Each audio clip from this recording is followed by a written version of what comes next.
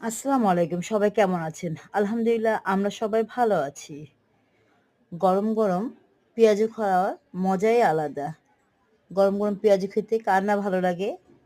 আমাদের খুবই পছন্দ গরম, গরম পেঁয়াজু এবং সাথে ছিল অনেক রকমের ভর্তা ভাতের আয়োজন। আমরা ওয়ান ডিশ পার্টি করেছিলাম। খুবই আনন্দ হয়েছে ওয়ান ডিশ পার্টিতে। আমরা সবাই কয়েক রকমের ভর্তা এবং খিচুড়ির আয়োজন করেছিলাম।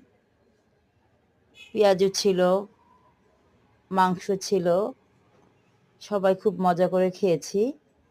খুব ভালো লেগেছে। আলহামদুলিল্লাহ আবারও আগামীতে এরকম ওয়ান ডিশ পার্টির আয়োজন করব। কারণ শীত আছে। শীতে খুবই ভালো লাগে। খুব মজার, মজার খাবার।